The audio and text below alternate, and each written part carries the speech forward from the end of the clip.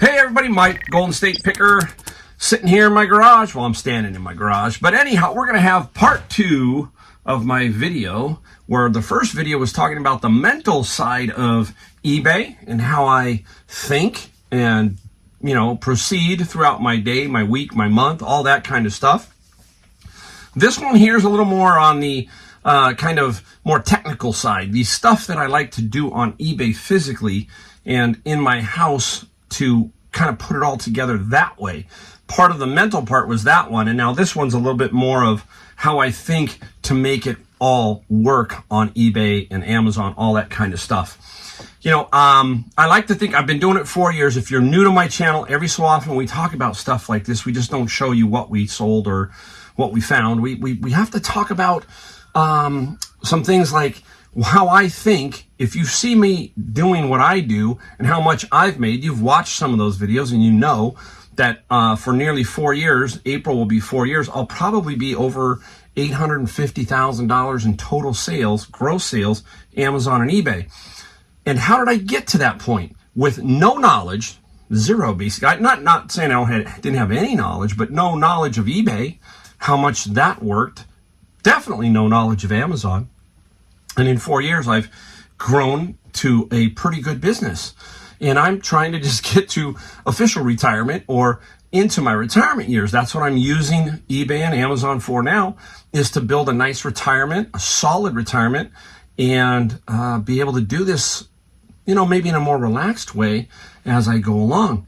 And there's some things that I've learned over these 4 years that I'm going to try and tell you in this little video here. First, I got 7 points, so I'll try to go over them as fast as I can, but giving you enough information. But these are some things, and I'm sure there's some things in here that you may have that you think are pertinent. Put them down in the comments. That helps me. That gets me to thinking, because I will miss some things. I go, why didn't I add that in? Because that's something I do. I like to keep notes, and sometimes I don't get it all in there. So this is basically, you're going to see how I work. And maybe it fits you, or maybe there's something in here that you need to think about and say, hey, I need to think about that differently. It's just, again, me and how I do it, and hopefully it will inspire some of you to do well too, basically. All right, so number 1, we're going to kick it right off with number 1. Number 1 is number 1 for a reason. It's called no death pile. No death pile. Now, I can hear some people saying, well, I squirrel it away for winter. Okay. Now I have a thinking on that. All right. Basically, I like to get my items and put them up as fast as I can. It's usually within 24 hours. So if I get 8 items, those 8 items are going up. It's getting harder because I find a lot more books in my bins that go on eBay. So it gets a little trickier, but I still manage to get everything up. I have basically a few things that hang around, but not much. There is not a huge pile, okay? There might be, like you saw my video on my board games, okay? I don't consider that a huge death pile because I'm pulling off of that to try to get those up as fast as I can. As a matter of fact, I pulled 6. I'm going to post 6. That's another thing coming up in the video. We'll talk about that. Now, here's how I think about the death pile. And the people who say, well, I squirrel it away for winter. There's 2 thoughts here. First, I like to get everything up so that my mind is free to continue to find other stuff and not worry about a pile that I'm going to add to. So I'm constantly ahead of the game. I don't have to worry about it today. So tomorrow, I go out, I have no death pile. I'm going to go out and find some stuff. I'm not going to add to my death pile because I'm going to therefore put it up. Now, if you are holding it back in a death pile, okay, some things can happen to you, as does with me with books. You could scan a book today and it could say make $5 on Amazon FBA. A week later, because you didn't put it in, it now is 0. It doesn't make you any money. The markets can change that quickly. So if you've got some higher end stuff in there or something like that, and you've held your death pile for 2 or 3 months, it could potentially go down in value. So I want to get it up as quick as possible. Yeah, it could go up in value, but it never seems to do that, right? It always seems to take a dive. And it also gives me the opportunity to start to look for other sources of stuff. So if I've got this death pile, it doesn't prevent me, but all I'll do is add to it. And when you have no death pile, now you can start to think, how can I find some more stuff? Let's go out and find some more stuff. People say, well, it's snowy, it's cold in the east, and it's whatever, rainy in Seattle or whatever. Well, then that's where you just got to start using your networking, trying to figure out, hey, where can I find some stuff? So that is my thinking on death pile. All right. Number 2, know your shipping cost and know what it's going to basically be for an item. I'm going to get to that shipping video, but I'm going to give you a brief synopsis here. I think small, medium, and large. I've been doing it long enough that I understand what an item is going to cost me to ship. I can hold a under 16 ounce item. Okay, I know that's potentially first class. I know books are medium mail. Now I got to know weights, that kind of thing for medium mail. So I kind of know where I'm sitting on that when I'm trying to purchase an item. So, for example, you saw me with the espresso machine. I automatically know the espresso machine is about $50. So I don't complicate the shipping, but I understand the shipping. I am not afraid to put shipping on the items. So many people say, oh, well, I want to offer free shipping. A couple of things to think about with this. When you put free shipping, okay, you are going to be taxed as a consumer on, let's say just as a high number, just for easy number, you've got a $100 item, free shipping. The customer is going to pay, let's say they pay 10% tax, sales tax. They're going to pay $10 on that. But let's say you can sell it for $80 with $20 shipping, and that customer lives in a state that does not allow eBay to tax the shipping. Okay? So they have to only tax the item price. So now it's $80. So it's $8 instead of $10. So there's some little variances in there for the customer. Okay? Now also, if you're always putting free shipping, this is my thinking. If you do that and the postal rates go up and everything else goes up, you're stuck with free shipping. Whereas I'm trying to pad my shipping a little bit so that I can make money for the bubble wrap, the boxes, and so forth. So I am attempting to actually make a buck or two on shipping. People say, oh, that's crazy. I do it all the time. I sit down on my computer. Let's say I sold 8 items. In my head, I've got a running total going. Okay, I made $2 on that item, $7 on that item, so forth. At the end, I go, okay, it looks like I made about $35 on the shipping. Now that $35, let's say that all of a sudden the postal rates went up and UPS rates go up. Now it's down to $27. I'm still making money or breaking even. But if you're on the free side and you're not able to go back in easily, or you haven't padded it enough, whatever, that could be a problem. So it's knowing shipping, how you want to proceed with shipping, all of that stuff. I do not do calculated shipping. People ask me. Nope, I don't. Don't do any calculated shipping. I figure all my major items from California to Florida or California to Boston. That's how I do it. If I have to double check something, I kind of get an idea of the box and the weight, and there's a calculator, eBay calculator that I can go in, punch in the dimensions, the weight, punch in my zip code, Boston, gives me the idea. I say, okay, there, I know what it is. I will tell you one thing, the cubics are going up. I have even noticed that. So I've gotten a little bit lucky on some of my bigger items. They've gone closer. And what I have done was, as soon as I boxed those items, let's say I boxed Frankenstein, for example. If you watch that video, Big Frankenstein, it was in California. The shipping was spot on that I agreed with her. But if I had gone to Boston or to Florida, I was going to be hit, okay? Because right now, cubes or the cubics have gone up quite a bit. It's not mostly about weight. It's about the actual size of the box. So that has alerted me, and now I'm being a lot more cautious on especially these bigger cubic items, and I'm really keeping an eye on that, all right? So you've got to know your shipping. You must know your shipping. Next is knowing where to price your items. Everybody thinks, oh, I'm going to price it the lowest. No, you're not necessarily going to always price it at the lowest. Condition, parts, all these little things play a huge factor. Let me give you an example of the amplifiers that I sold. I picked up 4 of them, right? 2 of them were used, good condition, very good condition, out of the box. 1 was new in the box, 1 was used in the box. So I have 4 of them. I sold the new one for $249 plus the ship. I sold the used one for $199 plus the ship. And I have the 2 used ones up for $149 plus the ship. The first 2 sold exactly like I thought because they had, 1 was new and 1 had the box. It plays a factor. Do you have the remote? That plays a factor. Do you have the box? That plays a factor. So we're not always going to just price it at the lowest. We have to be a little patient here and let things work out. Don't always jump to the lowest price. You can always go and put your store on sale or put the item on sale or adjust that way. But I am looking at several factors, condition, etc., and then I am pricing accordingly. Now, here's another psychological little game that I play.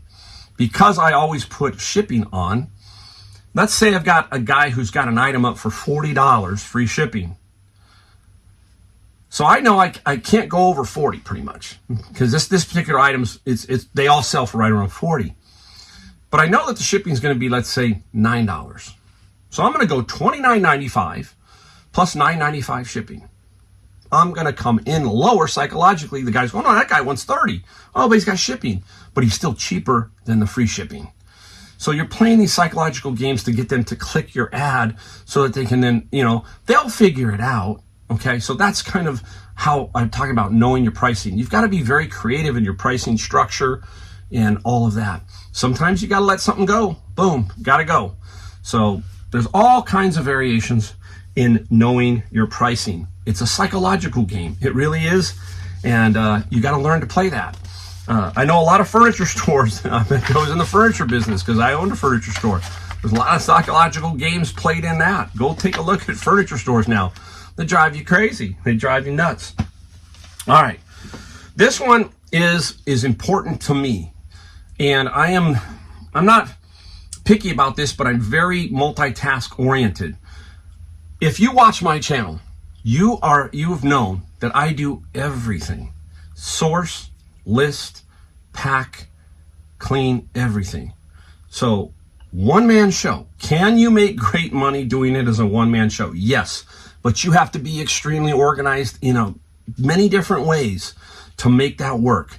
I do YouTube videos. I put some stuff on Instagram.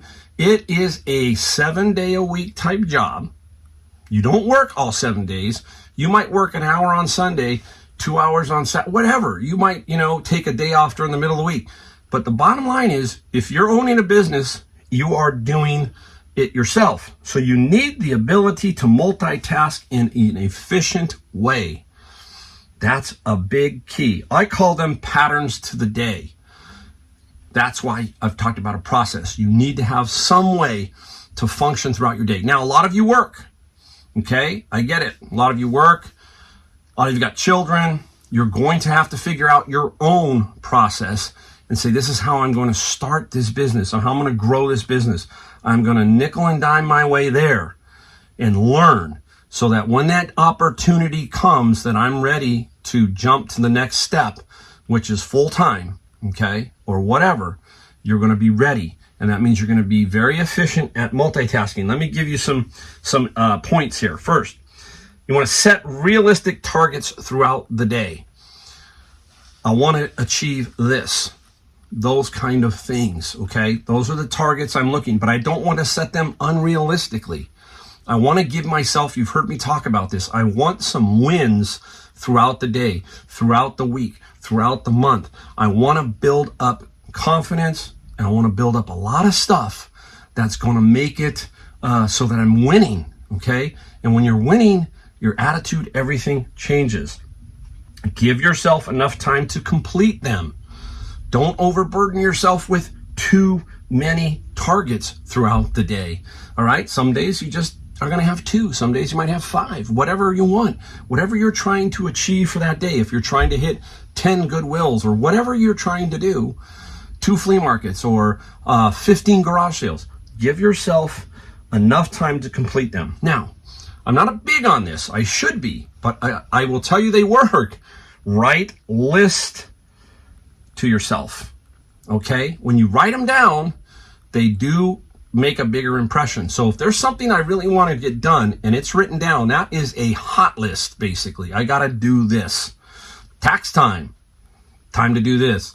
Whatever, I've got to get these done. For example, sometimes I'll get more books in a lot, especially manga. I might have 10 books in manga and I pick up another 10 from the same series. Note to myself, write it down. Marry the two lots together.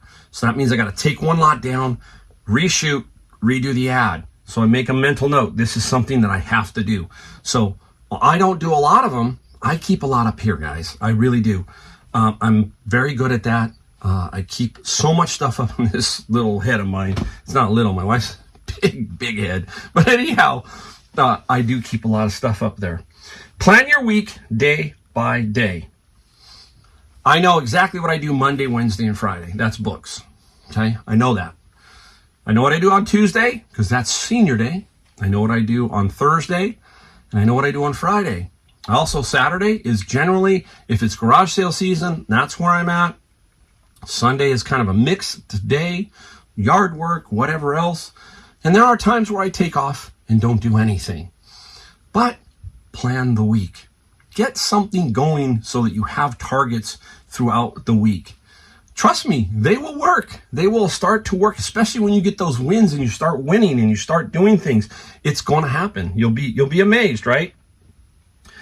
This is key. There's two ways you got to do this. Avoid distractions in two ways. Working and also at home. When I'm on the road, when I leave this house, about 7:30, 8 o'clock. When I leave, I'm thinking I'm working, okay? That's what I'm doing. No different than somebody going to a 9-to-5 job. I'm on the road, I gotta work. I gotta make sure I'm not getting distracted. You always will have some distractions throughout the day. You wanna limit those down, shorten those down. At home, I am not a big TV person. I like shows, okay, I do. But I've gotten away from all that stuff. There's just too much of it for me. When I look at Netflix, when I look at all these other channels, I don't know what to watch, okay? How many times have we done it? You sat down and 20 minutes is spent trying to figure out what you want to watch. That's 20 minutes of my life. I could have been doing something else.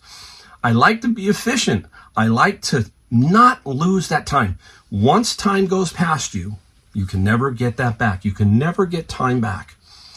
So I don't watch stuff like the Kardashians. That's a waste of my time. 90 Day Fiance, waste of my time. You're going, how do you know all these things? Well, I have my ears to the world. Okay, I kind of understand. And I'm not going to waste my time on that stuff. I get my news from sources that I like. I don't sit and watch it all day. I'm trying to get to my long-term vision. And that's how you're going to do it. You're going to have to sacrifice some things along the way. Don't get me wrong. I do sit down and watch some things, okay? All right? So keep that in mind. Next one's going to sting a little bit. This one's going to sting to some. It's called financial freedom. And it's harder to get when you're younger sometimes, and it's still harder to get when you're older.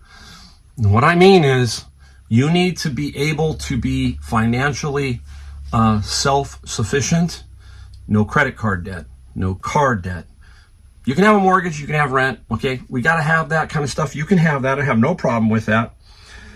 School loans, all of that stuff. Why? Because you will work more efficiently. You will sleep better, everything like that. The goal when you get into your older years, like me, almost said elder years, your older years, you want to be able to be self-sufficient away from who? The United States government or anybody who owns your debt. Any of those. You hear them. There's all kinds of gurus out there. Dave Ramsey, everybody, okay?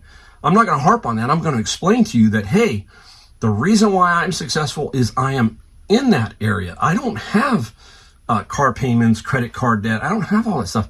So I don't have to, so it's tight. You get worried so much about something. I got to make the rent. I got to do this. I got to do that. But hey, if you can learn, if you can chip away at your debt, if you can do stuff where you're free of all these people, all of that stuff, it's going to open up a whole new world. It really will, guys. And if you can start, the younger you can start, the better. But it is a thing you got to tackle. You got to tackle it. It's tough. It's hard.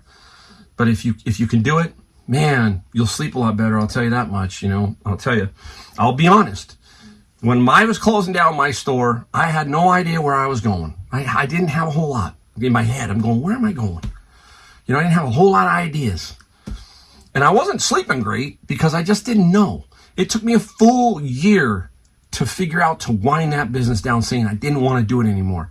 During that whole year, there was some stresses and some strains. It was just like, hey, but once I cleared myself of just everything, turned that key and said, I'm done, I felt really good. All of that store burden, everything that went on with that, because it doesn't matter, it's retail. Once that was gone, it was lifted. And then I could become freer to think, that kind of thing. So it's out there, folks. You got to get rid of that. All right, we got 2 more to go. 2 more. We're moving along. This next one goes back to some earlier points of the death pile. Listing every day.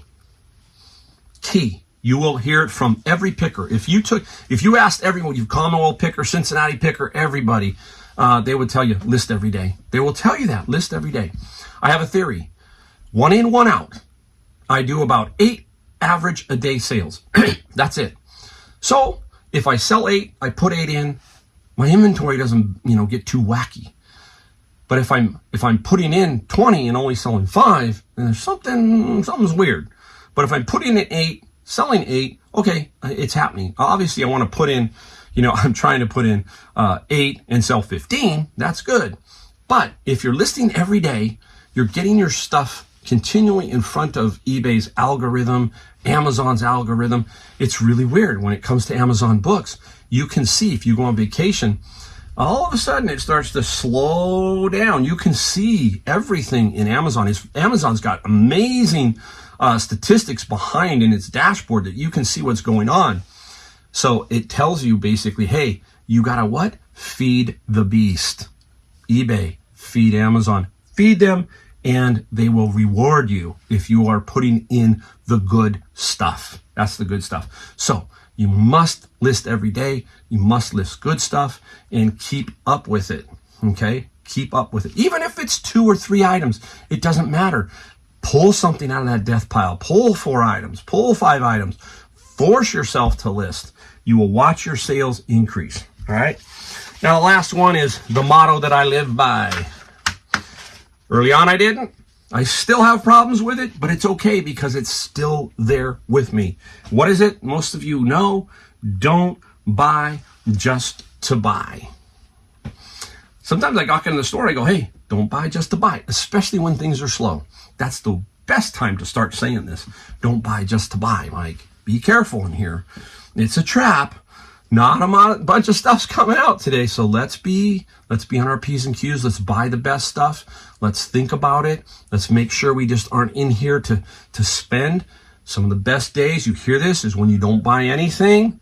It's true, okay? It's true. So you've got to continually hone your craft, hone your skills, and when don't buy just to buy happens in your mind, you can then learn. Go learn in a section that you don't know. You hear me talk about that, okay? Hey, I'm not great in glass. Let's go peek in glass.